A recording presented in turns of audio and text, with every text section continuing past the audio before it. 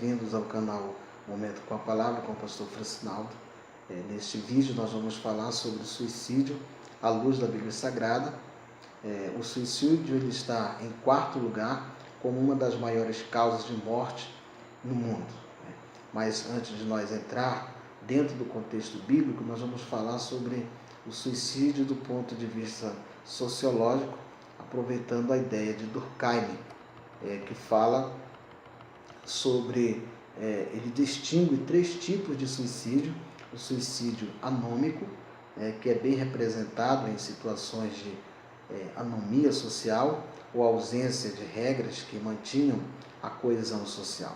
O caos provocado por grandes mudanças em uma sociedade, como por exemplo, uma crise econômica que pode provocar o aumento do número de suicídios, muitas vezes motivados por desemprego e perda de poder aquisitivo. Então, esse tipo de suicídio, ele acontece quando as forças desagregadoras da sociedade fazem com que o indivíduo se sinta perdido ou sozinho. Nós temos também aqui o suicídio altruísta, que ocorre quando há excesso de regulamentação dos indivíduos pelas forças sociais. Um exemplo é alguém que comete suicídio por causa política ou religiosa, como os sequestradores dos aviões que se chocaram com as Torres Gêmeas, o Pentágono e um campo da Pensilvânia em 11/9/2001.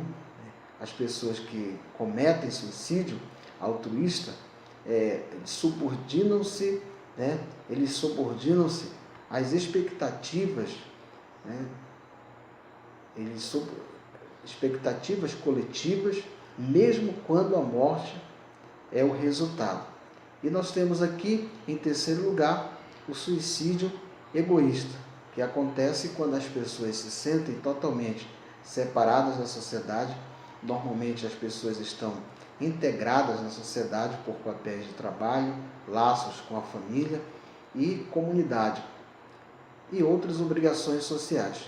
Quando esses laços são enfraquecidos através de aposentadoria ou perda de familiares e amigos, a probabilidade de ocorrência aumenta.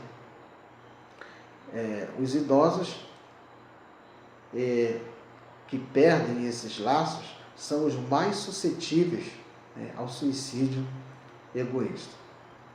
Agora nós vamos falar sobre algumas verdades importantes acerca do suicídio do ponto de vista bíblico.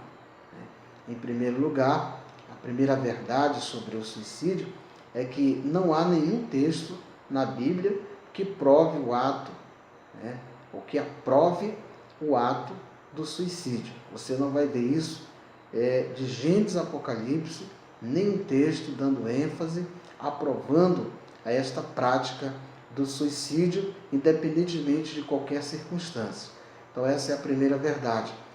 A segunda, nada justifica, do ponto de vista bíblico, esta prática diante de Deus. Em terceiro lugar, o suicídio não pode ser visto como uma forma de antecipar o encontro do cristão com Cristo. A Bíblia fala sobre os mártires, mas são pessoas que foram vítimas de assassinatos por causa do amor a Cristo. Nós vamos ver também os apóstolos nas suas cartas falando acerca do arrebatamento da igreja, quando Paulo diz que os que estiverem mortos ressuscitarão primeiro e nós que estivermos vivos seremos arrebatados. Mas estes mortos não se trata dos suicidas, mas daqueles que morreram ou por doença, ou por velhice, ou até mesmo que sofreram mártires por conta ou por causa do amor de Cristo. Em quarto lugar, o suicídio é um estado emocional de esvaziamento total da fé, pois quando acaba a fé, acaba a esperança e a confiança em Deus por aquilo que Ele poderia e pode fazer. Veja o que a Bíblia diz em Hebreus capítulo 11, versículo 5 e 6. A partir do versículo 5 diz: pela fé, Enoque foi trasladado para não ver a morte, e não foi achado, porque Deus o trasladara, visto como antes da sua trasladação alcançou testemunho de que agradara a Deus. Veja que a iniciativa de antecipar o encontro do homem para com Deus é e deve ser do próprio Deus e não do homem. O versículo 6 diz: ora, sem fé é impossível agradar-lhe, porque é necessário que aquele que se aproxima de Deus creia que Ele existe e que é galardoador dos que o buscam.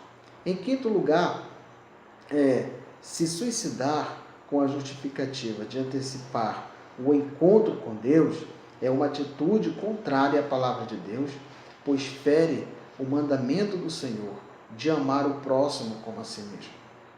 Como amar o próximo se a pessoa não ama a si mesma?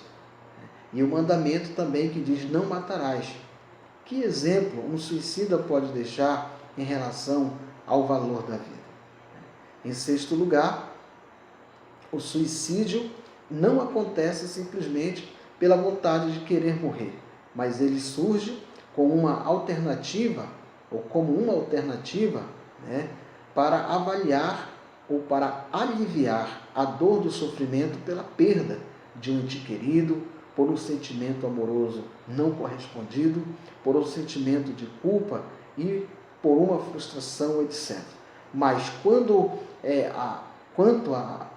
mas qual a opinião das Escrituras Sagradas em relação a isso? Nós vamos ver aqui em Hebreus, capítulo 12, versículo 34, que diz: apagaram a força do fogo, escaparam do fio da espada, da fraqueza tiraram forças na batalha e se esforçaram, puseram em fuga os exércitos dos estranhos. Então, do ponto de vista bíblico, esse deve ser a atitude, ou essa deve ser a atitude do cristão diante dos problemas, da fraqueza, tirar força e na batalha se esforçarem, mas nunca tirar sua própria vida. Não há, nas Escrituras Sagradas, nenhum registro dando ênfase de que alguém possa tirar sua própria vida, seja qual forem as circunstâncias. Então, quando alguém morre fisicamente, ela deixa viva a sua história, o seu exemplo de vida. Mas o que dizer de alguém que tira sua própria vida quando uma pessoa destrói sua existência, como um indivíduo?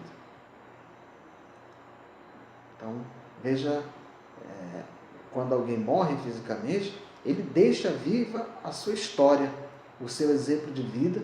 Mas o que dizer de alguém que tira a sua própria vida? Quando uma pessoa destrói sua existência como indivíduo, ele não quer destruir sua vontade de viver. Pelo contrário, ele gostaria de viver se ele pudesse fazê-lo com satisfação, se ele pudesse afirmar a sua vontade contra o poder das circunstâncias. Mas as circunstâncias, às vezes, são mais fortes para elas. Então, o estado emocional de um suicida é um estado de esvaziamento total da fé, pois quando acaba a fé, acaba a esperança, a perspectiva de vida. O suicida não consegue ver mais esperança e saída para seus problemas. Devemos lembrar que nós não estamos sozinhos em nossa luta.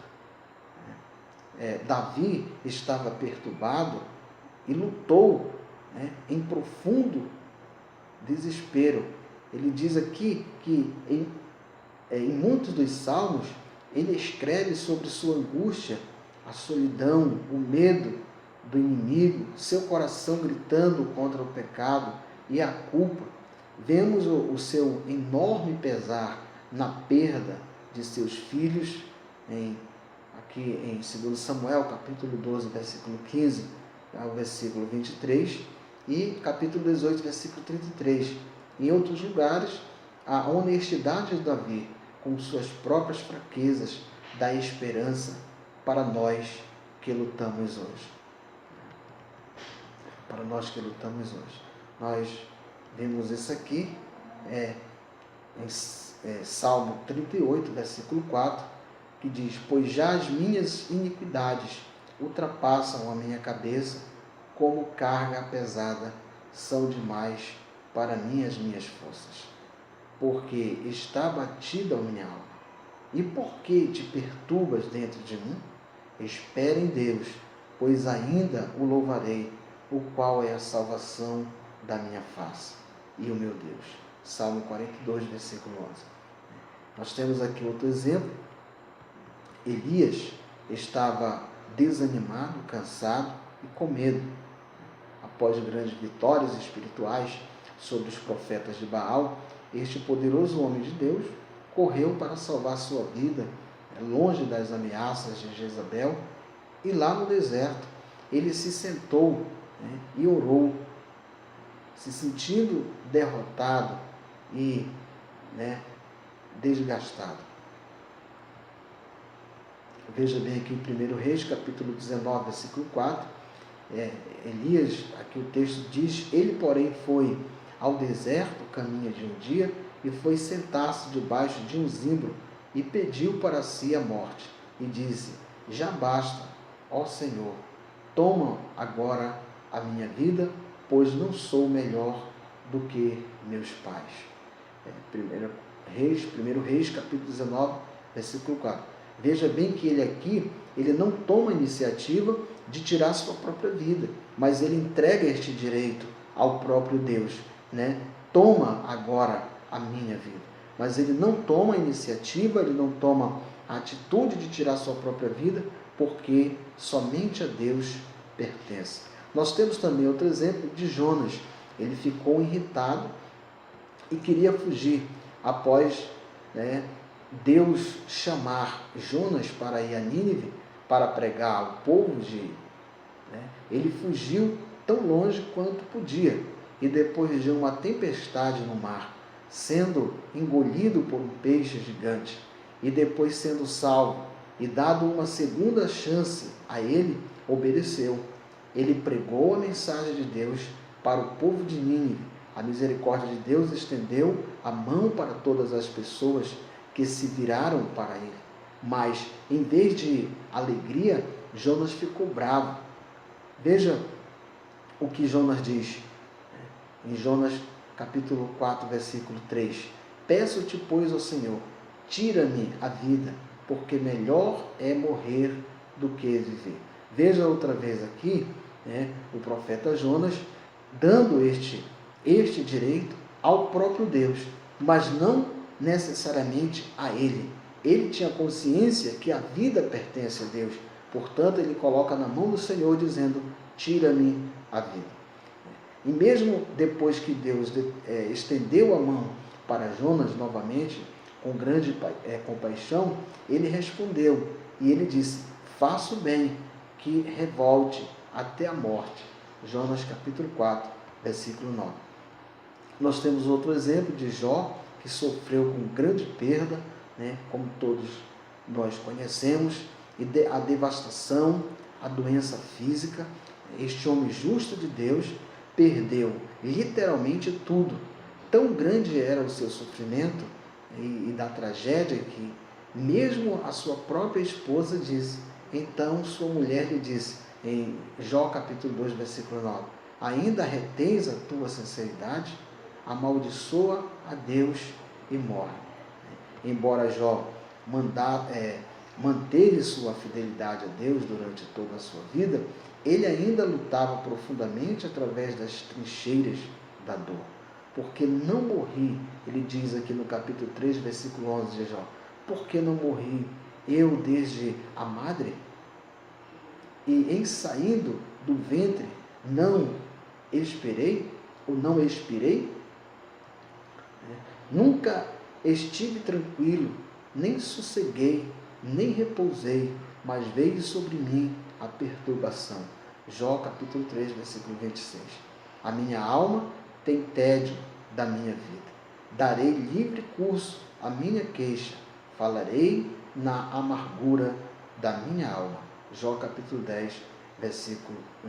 Mas veja bem que Jó, mesmo diante de tanto sofrimento, quando ele perdeu todos os seus filhos, perdeu toda a sua riqueza, todos os seus bens materiais, e por fim agora, ele também perde a sua saúde. Mas mesmo assim, Jó não toma a iniciativa e a atitude de tirar sua própria vida, porque ele tinha consciência que somente o autor da vida, ele tem o direito de tirá-la. Portanto, meus amigos, amigas, todos que me assistem através deste vídeo, aqui eu deixo esta palavra para você, que enquanto houver fé, haverá esperança. A fé, ela não pode morrer dentro de nós. Você pode perder tudo nesta vida, como Jó, perdeu seus filhos, perdeu os seus bens materiais, perdeu a sua saúde, os seus amigos, mas Jó não perdeu a fé. Quando ele estava em uma situação caótica, difícil, ele ainda adorava a Deus, dizendo: nu eu vim do ventre de minha mãe, e nu tornarei para lá. Bendito seja o nome do Senhor. Portanto, que essa deva ser a nossa atitude diante de Deus, de lutarmos com todas as nossas forças para superar e suportar a dor, o sofrimento, seja pela perda de um ente querido, seja por alguma decepção, de repente conjugal, familiar. Não importa a ordem do problema, não importa o nível do teu sofrimento, eu quero te dizer uma coisa: se não faltar fé em você, não faltará a esperança. Então, o reino de Deus, os céus, a salvação, ela está preparada, ela está aguardando aqueles que suportam com perseverança, aqueles que suportam com garra, com valentia, o momento da dor, o momento do sofrimento, como nós lemos, nós vimos em Hebreus, aquela passagem que nós recitamos aqui, quando fala sobre, na galeria dos heróis da fé, que eles ali suportaram a dor, enfrentaram com perseverança a luta, mas nunca desistindo da vida. Por quê? Porque a vida pertence a Deus. A Bíblia diz que Satanás veio para matar, veio para roubar e destruir, mas Cristo disse: eu vim para que tenhamos vida, e vida com abundância. Então Deus tem o melhor para nós, Deus, ele tem a esperança para nós. O apóstolo também fala em uma das suas cartas, dizendo que a tribulação produz paciência, a paciência é experiência, a experiência é a esperança, e a esperança, ela não traz confusão. A Bíblia também diz que aqueles que confiam no Senhor não serão confundidos, não serão abalados, não serão derrotados, mas ficarão firmes como os montes de Sião. Portanto, você que está me assistindo através deste vídeo, através deste canal, eu quero dizer para você: Deus é a tua esperança, Deus é a nossa esperança. Nunca desista, nunca pense em tirar sua própria vida, achando que este é a solução para o teu problema. Por quê? Porque você estará antecipando, em vez do encontro com Deus, você poderá estar antecipando a sua perdição, a sua condenação eterna. Então permaneça firme, com a tua fé viva, com a tua esperança viva, porque esta deve ser a atitude e o pensamento de todo cristão. Devemos estar firme na promessa daquele que nos prometeu, e aquele que nos prometeu é fiel para cumprir todas as suas promessas em nossas vidas. Você não está sozinho, Deus está contigo, Ele está do teu lado, Ele está contemplando a tua dor, Ele está contemplando o teu sofrimento. Portanto, que você possa fazer a escolha de viver com Cristo, de estar com Cristo, seja qual for a circunstância, que você venha perseverar diante das lutas e dos problemas, porque você vai passar pela luta. Você não vai viver na luta, você não vai viver na prova, você vai passar pela luta, você vai passar pela prova, e você vai sair do outro lado como Miriam, dizendo e cantando: só o Senhor é Deus, só o Senhor é Deus. Deus é contigo, Ele é a nossa esperança, Ele é tudo para nós. Desejo agora fazer uma oração por você neste momento. Quem sabe você está depressivo, está angustiado, está triste, está desanimado. Mas eu quero te dizer nesta oportunidade, através deste meio de comunicação, Deus é contigo, Deus está contigo, independentemente qual seja o resultado, qual seja as circunstâncias que você esteja passando, né? Como diz aquele hino, que Deus é Deus, se Ele cura, Ele é Deus, se Ele não cura também, Ele é Deus. Ou seja, independentemente de qualquer circunstância, o nosso Deus, Ele é Deus. Devemos servi-lo a Ele, não por aquilo que Ele faz, mas por aquilo que Ele é. Senhor Deus e Pai, em nome de Jesus, o Teu Filho amado, eu te apresento neste momento, Senhor, todos aqueles que estão me assistindo através deste canal, Senhor, deste meio de comunicação, que o Teu Espírito Santo possa, Senhor, alcançar as vidas que estão me ouvindo neste momento, que o consolo do Teu Espírito possa penetrar de forma profunda, Senhor, até a alma, até a divisão da alma e do Espírito, até as juntas e medula. Deus, que não venha faltar esperança neste coração, que não venha faltar, Senhor, a confiança nesta vida, neste coração, mas que ele possa perseverar fiel até o fim. Em nome de Jesus Cristo, é que por fé eu te peço, eu te agradeço, não só hoje, mas para todo sempre. Deus abençoe, muito obrigado por você estar nos acompanhando através deste vídeo. Deus continue te abençoando de forma especial. O Senhor é contigo, Ele é a nossa esperança, Ele é a nossa força. Deus abençoe.